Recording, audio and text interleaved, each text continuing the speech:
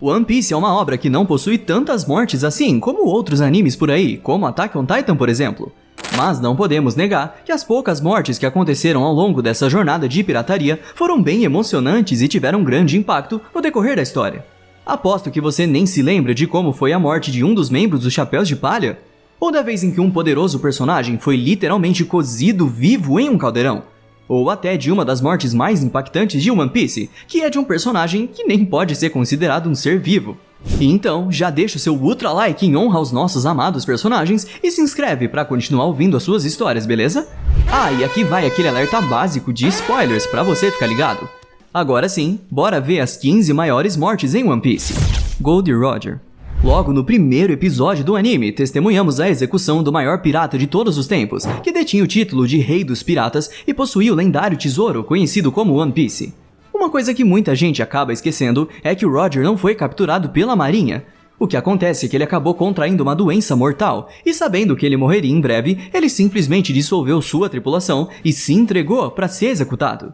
Tudo isso, aparentemente, foi parte do plano de Roger, porque ele sabia que o governo mundial faria a prisão do Rei dos Piratas parecer uma grande vitória, o que serviria para desencorajar a pirataria. E então, certamente o mundo todo estaria assistindo a sua execução. Porém, as últimas palavras de Roger tiveram um impacto oposto no mundo, já que ele usou essa oportunidade para anunciar que o lendário One Piece era real e que qualquer pessoa poderia encontrar o tesouro. Isso fez com que pessoas de todo o mundo se tornassem piratas, e assim teve início a grande era dos piratas. Portigas de Rouge. Talvez você não lembre desse nome à primeira vista, mas Rouge foi a mãe de Ace e amante de Gold Roger. E ela simplesmente morreu porque, digamos que ela desafiou as leis da natureza. Quando Roger foi executado, os fuzileiros navais estavam determinados a garantir que a sua linhagem não continuasse.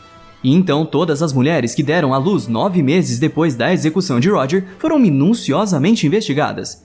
E a Rouge era uma dessas mulheres que estava grávida nessa época. Então, por pura força de vontade, ela manteve o Ace em seu útero por incríveis 20 meses, a fim de enganar o mundo sobre a conexão de Ace com o Rei dos Piratas. Tá aí uma prova de força de quem tem o famoso D no nome. Isso tirou ela do radar da marinha, então Ace pôde nascer com segurança. Mas, infelizmente, todo esse processo foi mortal e Rouge morreu logo após o parto. E um detalhe interessante é que mesmo que ela tenha nomeado seu filho como Gold Ace, foi o próprio Ace que mudou o seu nome para Portigas para homenagear a sua mãe. Essa com certeza foi uma das mortes mais importantes da história de One Piece. Mas definitivamente toda a história teria terminado se o próximo personagem não tivesse morrido. Portigas de Ace. Depois que Ace foi derrotado pelo Barba Negra, ele acabou sendo entregue para o governo mundial, que, preocupados com sua linhagem e querendo dar o exemplo, acabaram condenando o jovem à morte. Esse evento acabou resultando na tremenda Guerra de Marineford. Ace estava prestes a ser executado pelos fuzileiros navais, mas Barba Branca e Luffy não estavam dispostos a deixar isso acontecer. Eles invadem a base da marinha, e enquanto as forças do Barba Branca lutavam com os fuzileiros navais, Luffy conseguiu chegar até Ace e até o libertou. Mas foi aí que as coisas realmente começaram a complicar para eles. O plano era só fugir e eles estariam seguros, mas quando o almirante Akainu começou a ofender o Barba Branca, que é considerado um pai pro Ace, ele não resistiu aos insultos e avançou para cima do almirante. O que não foi uma boa ideia, e Ace foi completamente destruído. Akainu era muito mais forte que ele e depois de derrotar Ace, ele queria acabar com o Luffy também. O almirante preparou seu golpe fatal, e quando parecia que Luffy e o anime inteiro acabariam, do nada, o Ace simplesmente pulou na frente do golpe e levou um soco tão forte que atravessou completamente seu peito. Em seguida, ele apenas caiu nos braços do Luffy e com suas últimas palavras agradeceu por todos terem vindo salvá-lo. De longe, a morte mais triste de todo o anime. Kozuki Oden. E agora chegou a vez de falar do verdadeiro Shogun de Wano, que acabou virando sua comida favorita, a sopa de Oden. Ele era o daimyo da região de Kuri, no país de Wano, e líder de um grupo de samurais lendários conhecido como os 9 Bainhas Vermelhas. Ele até já fez parte da tripulação do Gold Roger e do Barba Branca temporariamente.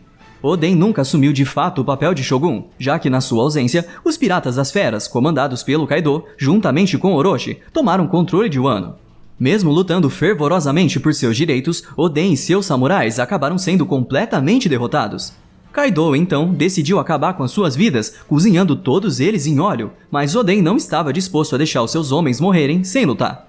E foi aí que ele desafiou o pirata, dizendo que se seus companheiros conseguissem sobreviver ao óleo por 1 hora, eles seriam poupados.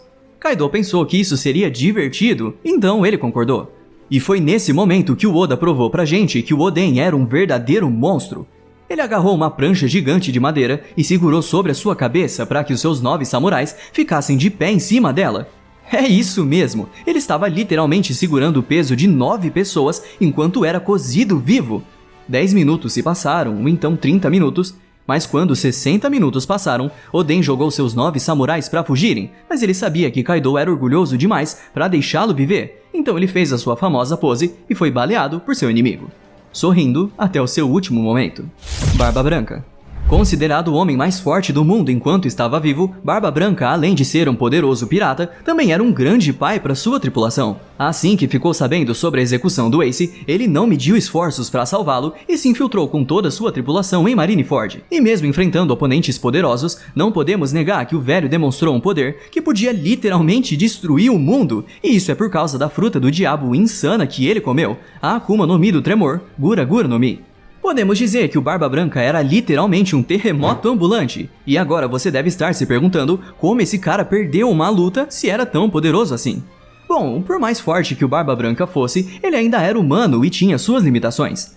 Não podemos esquecer que ele já estava bem velho, além de super doente também. E isso transformou a sua missão de resgate em uma sentença de morte. Durante a guerra, o velho simplesmente recebeu 267 ferimentos de espada.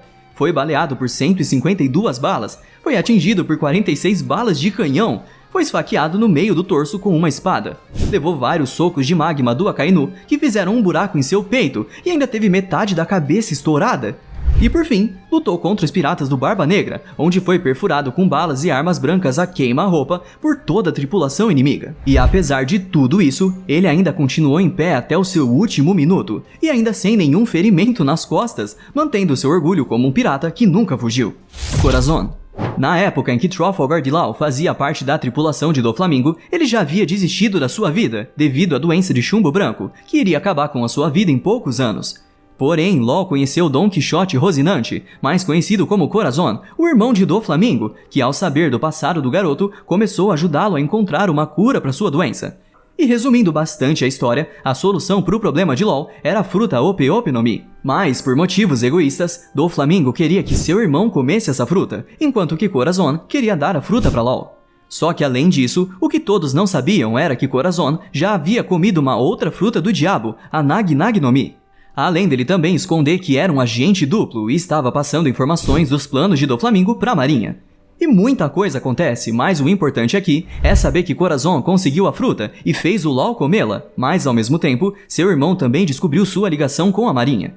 Corazon então planeja esconder Law em um baú, assim quando toda a confusão acabasse, algum pirata ia levar aquele baú para longe, deixando Law livre de Doflamingo. Corazon explica o plano para Law e fala que por ser irmão de Doflamingo, no máximo ele iria levar um xingo, mas não seria morto. E então termina o seu discurso com uma cara sorridente e com um eu te amo para Law. Pouco tempo depois, Doflamingo chega no local e confronta seu irmão, e aqui todas as cartas são jogadas na mesa. Mas diferente do que o Corazon havia dito para Law, as coisas não acabaram nada bem, e Doflamingo matou seu próprio irmão ali mesmo, com vários tiros. Law estava bem perto e ouviu tudo, mas Corazon havia usado o poder da sua Nagi Nagi no Mi para silenciar o local onde Law estava. Assim, Doflamingo nem fazia ideia de que o Law estava a poucos metros dele, mesmo que o garoto estivesse gritando de desespero. Corazon já havia dado esperança para aquele garoto uma vez, e dessa vez ele deu liberdade, garantindo que o garoto estivesse livre das garras do Doflamingo. Infelizmente, o preço disso foi a própria vida de Corazon. Bell-mère.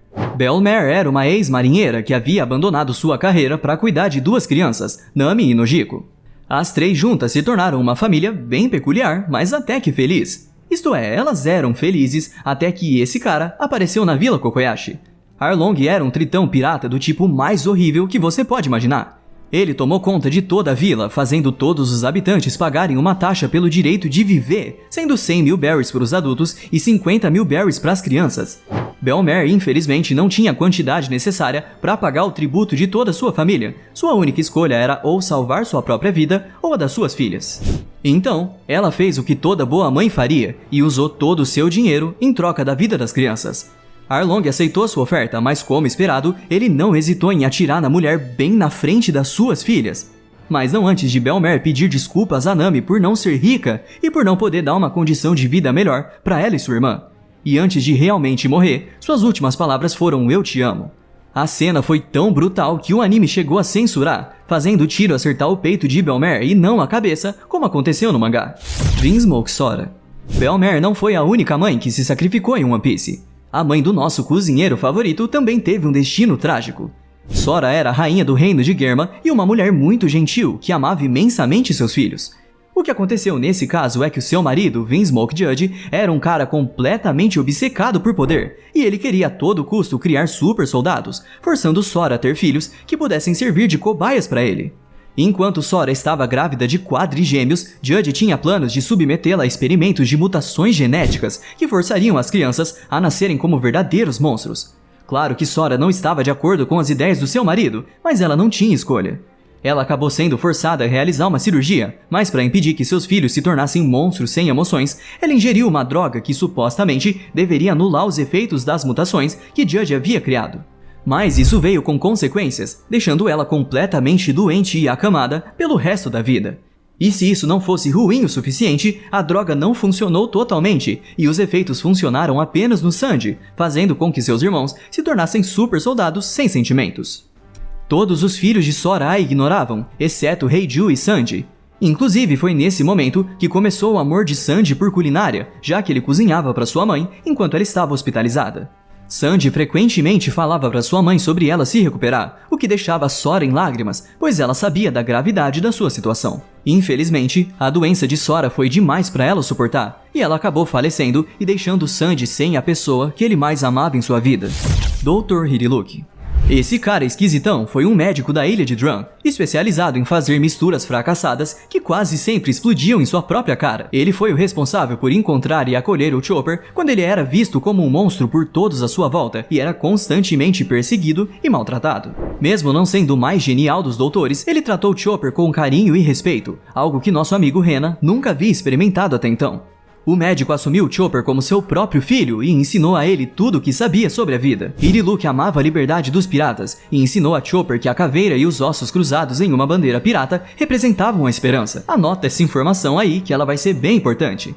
Os dois viveram muito felizes, até que um dia o doutor se sentiu mortalmente doente, pois estava sofrendo de uma doença terminal. Chopper estava desesperado para ajudar o seu pai, então ele vasculhou todos os livros médicos que eles tinham e encontrou um cogumelo rotulado com uma caveira e ossos cruzados. Claro que isso indicava que aquele era um cogumelo venenoso, mas fazendo associação com a bandeira pirata e entendendo ser essa a esperança e salvação de Hiriluki, a Rena saiu em uma missão para encontrar o tal cogumelo e, na maior inocência, trouxe ele até o doutor. Comovido com a preocupação de Chopper, Hiriluki decidiu comer o cogumelo, mesmo sabendo que era venenoso. Então, depois de ser enganado por Wapol e estar prestes a ser executado, Hiriluki afirmou que não morreria nem pelos ataques de Wapol, nem por sua doença, e muito menos pelo cogumelo do Chopper. E após fazer um discurso inspirador, ele bebeu um dos seus remédios e morreu em uma de suas gloriosas explosões, restando apenas seu característico chapéu. Brook. E a gente não podia deixar de falar do grande Soul King, que embora esteja navegando com os chapéus de palha, todo mundo sabe que ele já morreu. Muito antes do Luffy decidir se tornar um pirata, Brook já era um dos músicos e segundo capitão dos piratas Rumbar. Um dia, ao desembarcar em uma floresta, o capitão da tripulação, York, e vários outros membros acabaram contraindo uma doença incurável, que dizimou praticamente metade do bando. Para piorar as coisas, Brook e o restante dos tripulantes acabaram entrando em combate com alguns piratas inimigos no Florian Triangle.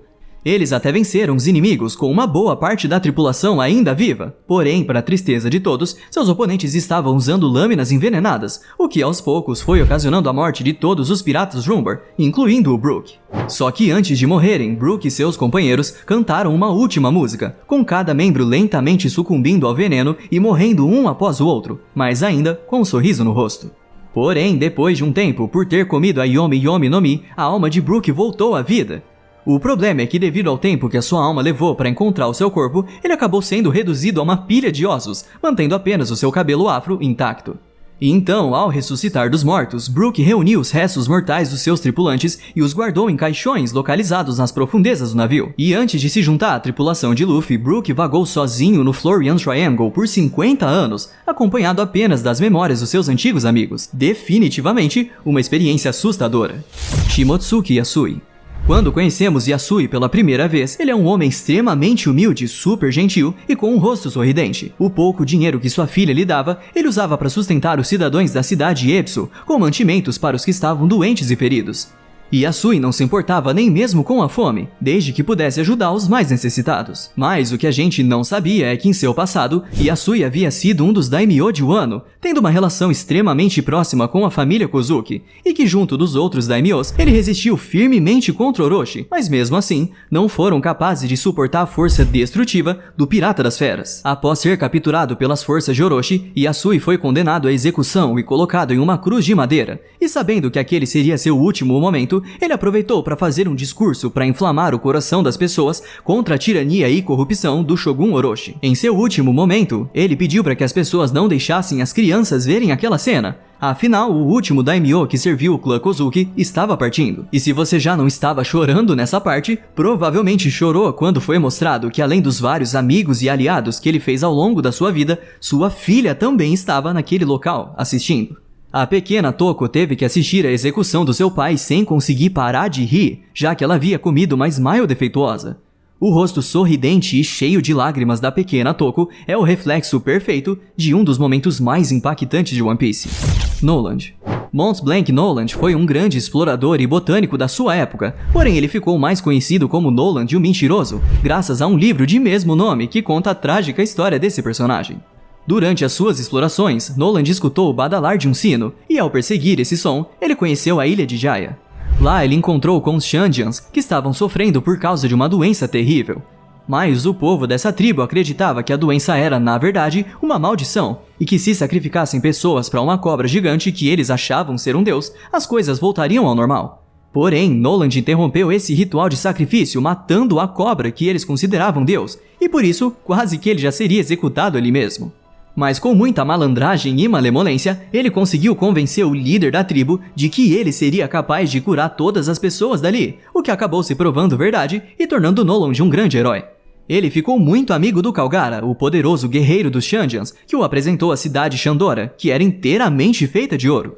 Porém, a amizade deles quase foi desfeita por causa de um mal-entendido, mas no fim, Kalgara percebeu a tempo que Noland só estava querendo ajudar as pessoas. E então, em uma cena muito emocionante, vimos o guerreiro Kalgara tocar o sino enquanto Noland saía de Jaya e falando para ele que o sino sempre tocaria para guiá-lo de volta à ilha. Infelizmente, Noland e Kalgara nunca mais se reencontraram. Quando Noland voltou para o reino onde morava, ele contou sobre as suas aventuras para o rei, e alguns anos depois, uma nova expedição foi programada para ir até Jaya. Quando eles chegaram no local, metade da ilha simplesmente havia sumido, e Noland foi taxado como mentiroso e sentenciado à morte. Ele teve a cabeça cortada em frente a uma multidão de pessoas que o chamavam de mentiroso. Noland não apenas foi incapaz de provar que dizia a verdade, como morreu sem conseguir reencontrar seu grande amigo. Fisher Tiger. Conhecido como o Aventureiro, Fisher Tiger foi capturado e se tornou um escravo dos Tenryubitos. Porém, ele não só conseguiu escapar, como escalou com as próprias mãos o penhasco da Red Line, até chegar em Mary Gyose para libertar os outros escravos. Causando muita confusão e danos à cidade, ele acabou conseguindo libertar vários escravos, salvando a todos, até mesmo alguns escravos humanos, por mais que no fundo ele tivesse um enorme preconceito contra a raça humana.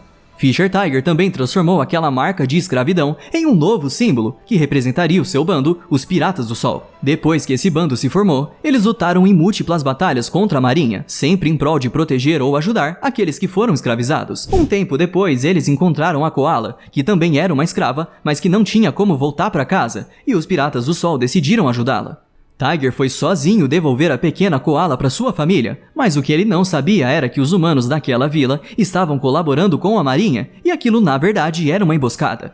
A marinha ofereceu deixar a Koala em paz se os moradores colaborassem com o plano, afinal, Tiger era um dos nomes mais procurados pelo governo mundial. Nessa emboscada, Fisher Tiger foi gravemente ferido, mas ele podia ter saído vivo, já que os Piratas do Sol tinham achado uma bolsa de sangue, porém, era sangue humano. Fisher Tiger morreu chorando e falando que não aceitaria ser salvo pelo sangue sujo dos humanos, e que mesmo que ele tenha tentado lutar contra esse preconceito durante anos, as coisas que ele sofreu e que ele viu deixaram ele incapaz de mudar. Tiger ainda pediu para que não contassem sobre esse ocorrido, pois diferente dele, as crianças da nova geração, como a Koala, ainda poderiam trilhar um caminho sem preconceitos, um caminho que ele próprio, por mais que tentasse, nunca iria conseguir trilhar.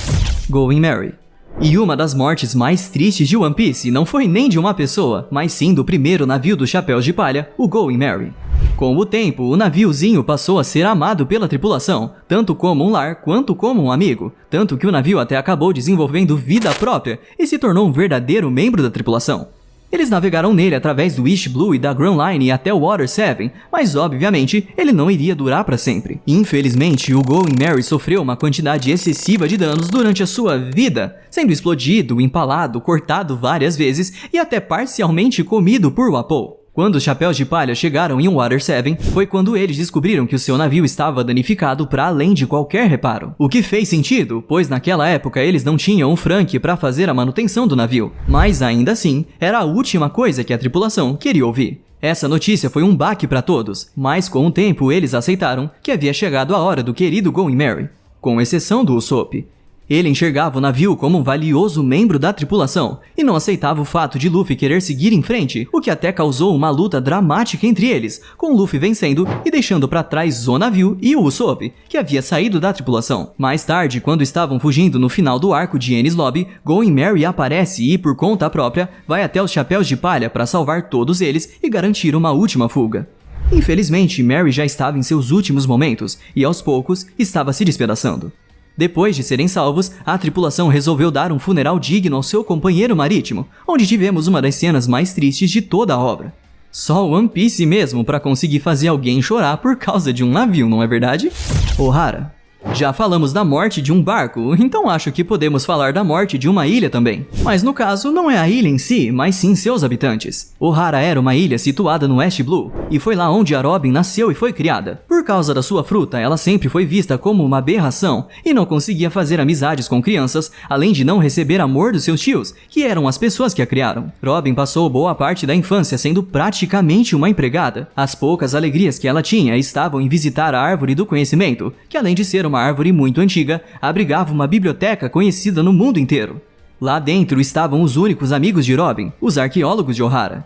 Robin ainda conheceu o gigante Jaguar de Sol, que estava desacordado na margem da ilha, e os dois acabaram virando amigos. Mas, como todo bom personagem de One Piece, obviamente teríamos uma tragédia vindo, e nesse caso era a Marinha e a CP9 que estavam chegando à ilha de Ohara para investigar os arqueólogos. Obviamente dá muito ruim, e o governo mundial decide que vai exterminar os arqueólogos, então eles colocam todas as pessoas normais em barcos e deixam os arqueólogos na ilha. Clover, o arqueólogo mais velho e que liderava a Árvore do Conhecimento, tenta convencer a Robin a se fingir de boba e ir embora com as pessoas da cidade. Mas da mesma forma que a Robin não queria ir com eles, eles também não quiseram deixar a menina entrar no barco. Se já não bastasse tudo isso, a mãe da Robin também apareceu nesse rolê. Afinal, ela era uma arqueóloga que estava buscando os segredos do século perdido. E quando o pessoal da CP9 acha um Poneglyph escondido na Árvore do Conhecimento, aí a coisa fica feia de verdade. Atiram no Clover, usam o Buster Call, o Akainu manda atirar no navio que estava transportando os civis e até o gigante Sol que tentou salvar a Robin foi congelado e imobilizado pelo Aokiji. No fim de tudo isso, com apenas 8 anos de idade, Robin virou uma fugitiva procurada como a sobrevivente de Ohara e foi caçada como uma grande ameaça graças à sua capacidade de ler os poneglyphs. Ela até conseguiu escapar, mas teve que ver todas as pessoas que ela gostava, e até as pessoas de que ela não gostava, mas convivia, morrerem na sua frente. Quer dizer, quase todos morreram, afinal recentemente descobrimos que o gigante Jaguar de Sol está vivo. Pois é, o gigante com uma das risadas mais excêntricas de todo One Piece sobreviveu ao incidente de Ohara. Pelo menos uma coisa boa nessa história. E essa foi a nossa lista com as 15 mortes mais marcantes de todo One Piece, pelo menos até então. Mas me conta aí, pra você, qual foi a mais marcante de todas? Agora, se você gostou do vídeo, não se esquece de deixar aquele ultra like e venha se tornar um Ultra Nerd também. Por hoje é isso, eu vou ficando por aqui e até o próximo vídeo. Valeu!